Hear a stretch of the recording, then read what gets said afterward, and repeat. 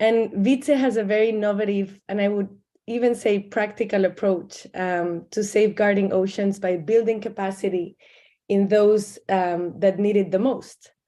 So let's get started right away, Vitze, and maybe let's start with the basics. Why should everyone care about the oceans and biodiversity underwater in general, including those that are not specially attracted to oceans in the first place? Yeah, well, first of all, thank you, Alex, for inviting me and giving some space to oceans. Most of Ashoka Fellows work on land, as most people do. However, 70% of the surface of our planet is water. And every other breath we take actually originates from the ocean. So really, it should be called Planet Ocean. And if most of our oxygen and actually most of our food, still the largest natural food resource is the ocean. And it also is one of the big, you could say, change in the regulation of the climate. Actually, if you look at planet Earth as an ecosystem, it all starts and falls with the ocean. So the ocean is essential to life on Earth, and it's our biggest life support system that we have. So it's almost like a game changer, no? When it comes to climate change mitigation. Absolutely, it's both a game changer and there's lots of potential, but equally it's one of the most unforgiving and challenging environments to work in. So obviously, if you want to do anything out in the ocean, we often joke at the Sea Ranger Service that except for maybe starting an airline or going into space, doing anything at sea or in the ocean, so at a bigger, in a professional way, is very, very capital intensive and very difficult. But at the same time, once we start making changes there and we can restore biodiversity there, it can also happen on a very big scale. And they say the Sea Ranger Service is revolutionizing ocean conservation. Is that true? And if so, why? I'd like to think people are saying that we've worked very hard for the last few years to make a difference in this space. Ocean conservation, you could argue over the last 4, 5, 6 decades has mostly been focused around either science or scientists going out on research ships and doing research, or better understanding the ocean and how it's changing, and on the other hand, NGOs that have worked to highlight the difficulties around seeing this ocean as something that's just plentiful, as something that is a resource that never runs out. And this is kind of the problem. It's a resource that is so overexploited that we're start seeing the cracks. So organizations like Greenpeace and Sea Shepherd and all of the different NGOs have done work in terms of activism and raising awareness of the issues. And in different instances, governments have passed treaties or have changed legislation or have protected different areas at sea. And this has meant that over the years, there's been some better protection for the oceans. However, the big problem there is that whilst currently there are over 17,000 protected areas at sea, in reality, very few of those areas have enough capacity, i.e. ships and people, to be managed, because of course for government this is something very costly. So there is a danger. In fact, one could argue that the legacy we are currently leaving behind as an ocean conservation movement is that legacy is pretty much only existing on paper, and that the impact on the ground, and the latest research shows that out of those 17,000 areas, about 7% of the oceans protected currently, that only 0.6% have capacity to be managed. So you could argue that, are we being effective as an environmental movement if actually over 99% of what we protect on paper isn't protected in reality?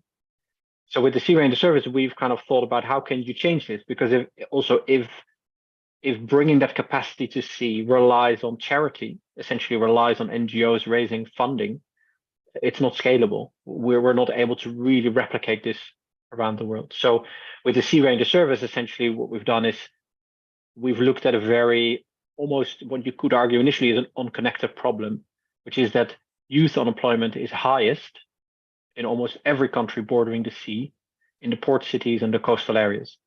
So what if we were to train young people in those areas in the role of sea rangers to actually help governments manage these kind of areas? And then two problems can essentially act as each other's solution.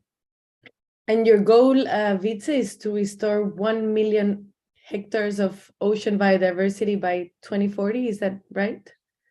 Correct. A big part of the work is around managing marine protected areas, as they're called. However, focus really should be on restoring and repairing that biodiversity in the ocean that is so far the last few decades mostly been damaged by overexploitation, by destructive fisheries, by waste dumping. And what's remarkable about the ocean is it has a very, I would even say, far quicker than on land. It has the ability to regenerate itself once it's, once it's helped. And for example, oyster reefs, coral reefs, seagrass, it's something you can plant and you can regenerate. In the Netherlands, scientists were successful in the last few years to restore 350 hectares of seagrass. And then nature decided in a single season, so just in a matter of a few months, to bring that from 350 to 650 hectares. So nature just doubled this restored seagrass meadow in size. So this is the real power of nature, and we just need to help it along a little bit. Fantastic. And so you connect the dots. You work in these coastal areas, connecting these three issues. No, very high young unemployment rates, lack of capacity in general, no, and personnel to protect these marine protected areas. And then you also work with military veterans. How does this multifaceted almost approach work in practice? Yeah, this is something in the beginning when we first kind of put forward this idea, when I first had the idea, was people would push back on it. We had all these different advisors, and some people who were like pro bono consultants thinking with us how we could take next steps would always say, what is your core focus? Choose one thing. And that's the notion of business. There always has to be a simple solution. And I don't believe that complex problems can just be fixed by simple solutions. It's just not the reality. And luckily in Ashoka, of course, we look at systems change approach. We look at ways that we acknowledge that actually there have to be more holistic approaches, and the solutions can also be somewhat complex if they need to be. However, as you put rightly, what is the practical way to implement that? So what we found is that there are a lot of very knowledgeable and skilled people leaving the military. They might have been in the Navy themselves. They have a lot of knowledge around how to train teams, how to work under pressure, how to work at sea. And everybody from the defense minister to someone on the street in a port city I can talk to, everyone will love the idea that veterans support young people that need that help, and get them trained as sea rangers. And ultimately, after working with us for 1 year, they go on to other maritime jobs, because we're training young people for the maritime industry, we're supporting veterans, and because we do it as a social enterprise, we're not asking anyone for a subsidy or donation. We can make this impact work in a financially sustainable way because we run it as a business. And even though we run it as a business, it is owned by a charity. So our business is non-profit in the sense that if we make a profit, it just goes back into our mission to support the work. So that you could argue, and that's maybe why it's revolutionary or why it's different, is that ocean conservation so far has always focused on nature, which rightly so. But if you're trying to talk to people who aren't already connected to an ocean conservation issue about conservation, very quickly you're getting into a very complex scientific kind of language. Whereas if you bring in the human element, and you're talking about young people and veterans and simply making a difference to the lives of young people, even the more conservative politicians, even establishment, can easily get on board with such an approach. And I think that's what's been lacking in the environmental movement, making something that is truly accessible and people can have a quick buy-in and just say, actually, that sounds great, let's do it. And not get into the discussions around fishing and restrictions and policies and quotas and the scientific mandates and all of that, which is actually really important. But I think we've had a lot of that. We just need to think about practically making the difference happen on the ground and getting ships out there to truly protect the ocean. I've heard you say in the past that you don't focus that much in campaigning, but more on government, on shifting government. Can you give us a bit of an outlook there, please? Yeah. Previously, I think you used the word capacity, and this is a crucial notion. Actually, if we look at it very pragmatically, we just need more ships and more people out in the ocean to properly manage it, but that's very costly. So we also have a shipbuilding company. We developed a special sailing ship, so that's like a very low emission. The work that normally motor ships do, we can do it with the power of wind. But these ships are certified as industry ships, so we can meet all the industry requirements. And that means that government agencies that need the capacity, agencies that have the direct responsibility to manage the ocean, they can contract us. They can essentially work with us and we can support their work out at sea. Now, when we initially approached the Dutch government, of course, first they thought it was quite sympathetic, young people on a boat doing something for nature. But the social element, I think, weighed so heavily that after a year and a half of talking with the government, 4 government ministers together signed the first contract. And that meant that all these underlying agencies, the question was not, will we work with the Sea Rangers? The question was, what could the Sea Rangers do for us? And that was just enough for there to be all these little pieces of work, all these little contracts. Sea Rangers would be looking at plastic pollution. They would suddenly be in a fisheries area to monitor or in a protected area. We would do climate research. We would monitor in seaweed farms offshore. So suddenly we are simply a company that provides this capacity and governments would hire us. And what's really unique about that is that maritime agencies, and especially enforcement agencies, that's a very closed world. They don't work with outside organizations. They're not really involved in sort of working with, definitely not social entrepreneurs. And out of the last 5 years, we ended up servicing 12 government contracts. And 9 of those contracts had never been contracted outside of government. It was for the first time that the government said, we're going to work with an outside organization to strengthen what we do. So as a social entrepreneur, to essentially be trusted in this way, and to show them that it's not, we're not doing commercial acquisition. We're not an NGO either. As social entrepreneurs, we can play almost like a neutral broker role. And actually, it's just about implementing pragmatic applications, because there's not that idea that either you're trying to influence some political agenda where NGOs may do that, and on the other hand, we're not there just to make money from government like a commercial company would. So as a social entrepreneur, as a social enterprise, there is, again, a really powerful position to be in, to just focus on solutions that make the impact. Last March, we woke up to this famous sentence of the ship has reached the shore. And this was celebrating UN delegates reaching a historic agreement to protect marine life in international waters. And it's called the UN High Seas Treaty. And this came after 10 or even more years of negotiations. I would love to hear your impressions of it, Wietse, and especially how do we make sure it doesn't stay in paper?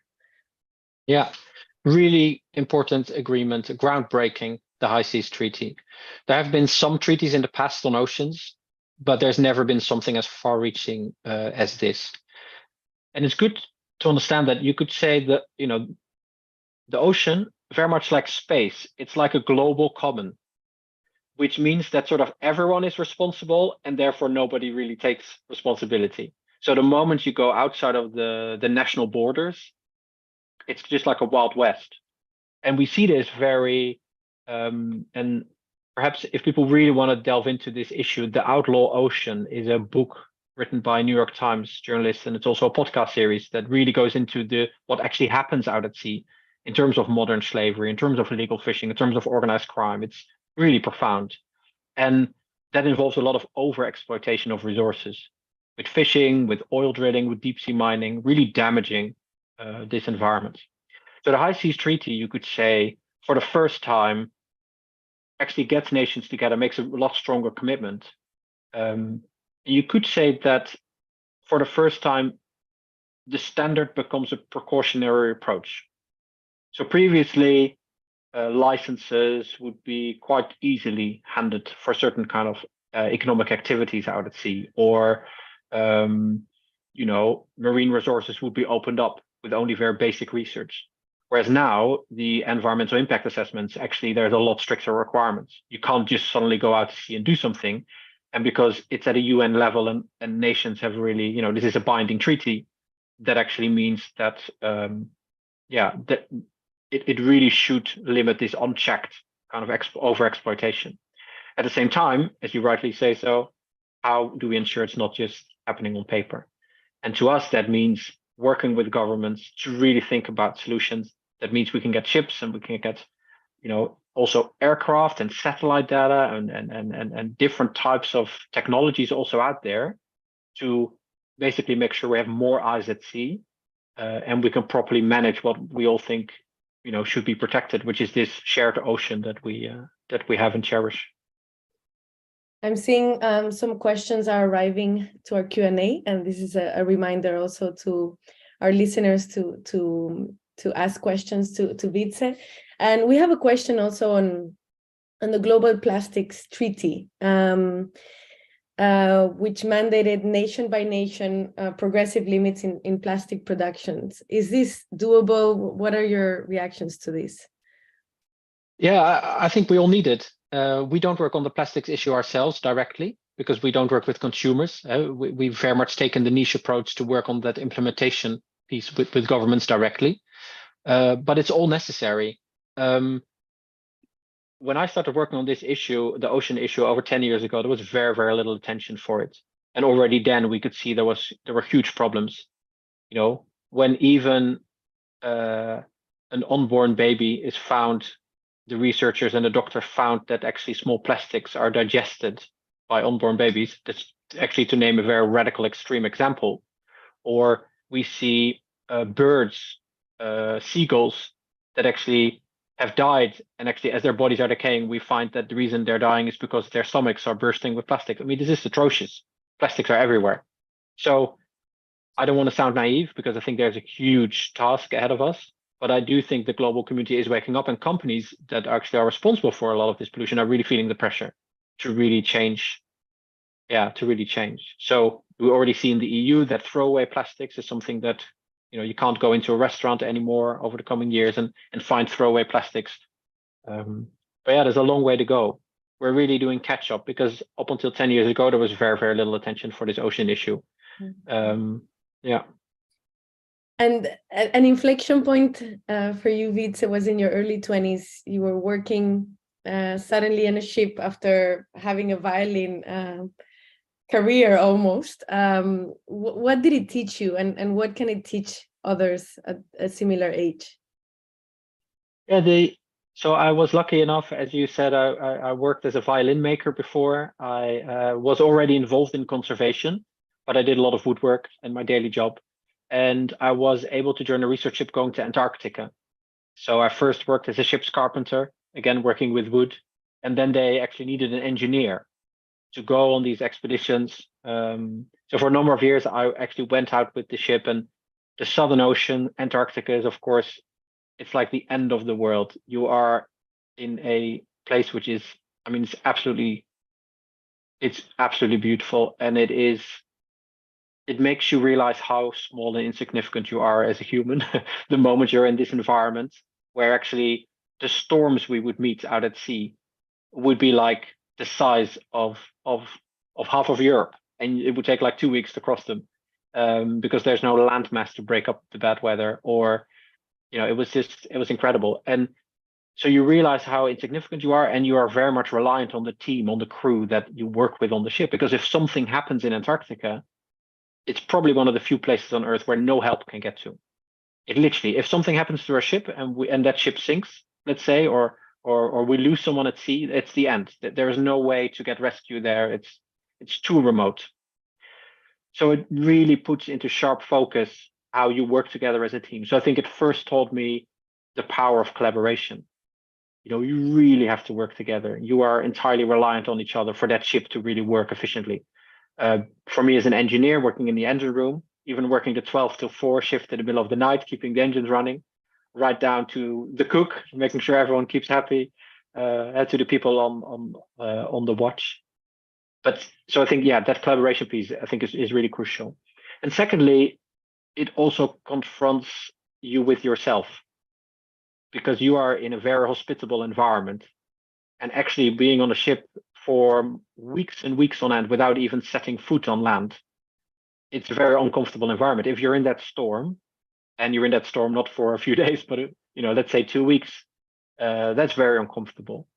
And I think I realized that putting yourself outside of the comfort zone, ultimately, actually, I feel has always brought me far more than if I didn't. And I think a lot of people, maybe there is a not necessarily reluctance, but there are some barriers to really taking the leap, and joining that startup, or changing your career path, or really, taking on a project that the outcome isn't so certain of, or jumping into a new field of training and just doing it, even though you don't, really feel that maybe, you have a talent for it. Like I have never studied business, and I have never studied anything in conservation or environmental science, yet I run a big conservation business now. And it's just by doing, and learning and really learning from other people and taking on board feedback and input that you can bring it forward. So I think those were the two things that really we need to collaborate, and being out of the comfort zone ultimately will really help you. I think that's what it taught me. Absolutely. And what happens after that? We have a question here in the chat saying, many young people are saying it's hard to be both aware of the climate disaster and also responsive and optimistic. What are some of the Sea Rangers saying about their experience and their sense of efficacy and agency? And I'm interested more after the Sea Ranger service experience. Yeah. So after the Sea Ranger service experience, I guess it's an element of the fact that they've had a concrete role, as in like they've done something very tangible. And I would say actually currently what we see is that almost all the government agencies that are responsible for implementing stricter climate legislation, that are responsible for doing the necessary climate research, they have huge staff shortages. So actually, a lot of jobs in that climate field, and I also know a number of startups working on climate solutions, doing proper research and making sure the worry you have around the climate, you can turn it into positive action. Like I've been an activist, years back, and you want to make a difference and you want to go out there and have your voice heard. But I think the moment you try to look at actual careers in conservation or in climate kind of solutions, you'll find that there is huge shortage, and actually there's a lot of companies and organizations that would be really, willing to support you if you are committed. So we see that our Sea Rangers, half of them go into the maritime industry, and that also means working with diving companies, working with other research institutes. Some work for government agencies, some go to the Navy. But we also see some Sea Rangers that have been in that role and end up at university. They continue their studies. They take their learnings from what they've done out in the field, and they continue to build on some kind of conservation career. And tell us about scaling. We have a couple of questions too here. Tell us about your plans to scale internationally, and also what were the crucial elements that helped you, 7 years ago, start this idea and then take it to this more scaling phase. Yeah. So I would say the big enablers for us have really been the collaborations we've built with governments and also with the military. So you could argue that we have had very unlikely partners on our social green kind of journey. And that's been what is considered quite a conservative side of government and politics. But because we work in the maritime industry, we work with veterans, we create jobs, and it is a social business, that has meant that it sort of changed the narrative compared to, let's say, more traditional environmental organizations. Now, because the relationship with government has actually meant being contracted directly by government, it has meant that we have generated a revenue that has actually now been enough for 2 Dutch banks to finance us. And for example, we're now building a new ship, which is a big offshore work ship, a sailing vessel, and it's entirely financed by a bank. Now, I think that's really important because it validates that there's an actual working business model there. So in terms of scalability and replication, yes, it is about how do you, and we now work in the UK and in France and in Spain, and we're negotiating with the government, and exactly the same, you could say, intrinsic motivations that made the Dutch government excited about this model. We see exactly the same triggers now. We hit the same buttons for those other governments because they also have problems attracting young people. They have a problem with youth unemployment. They want to support veterans and have that capacity at sea. So Ashoka worked with us, bringing in IKEA and PwC. We were part of the Ashoka Globalizer program, and they helped us to develop a franchising model. So we're now scaling to these other countries, essentially seeking franchisees, so other entrepreneurs who are willing to take on this model, and we can train and support them and help them raise financing to implement a Sea Ranger service in their own country. And that's how we foresee this scaling. But again, training more Sea Rangers and building more ships, already we validated the model to the point where even though it's capital intensive, actually having not just the government, but also banks on board means that with a low interest, long-term financing, there is really a realistic prospect of scaling and financing this, which is really rare in this kind of ocean conservation field. Absolutely. Wietse, a question that I always like to ask the environmental entrepreneurs and fellows that we work with is, what brings you hope? Yeah, well, I think I've thought about this over the last few weeks, kind of what is my own mission really in terms of, why am I doing all this? And it is about enabling the next generation to make nature and people really future-proof. So it is about preparing our young people for what's to come.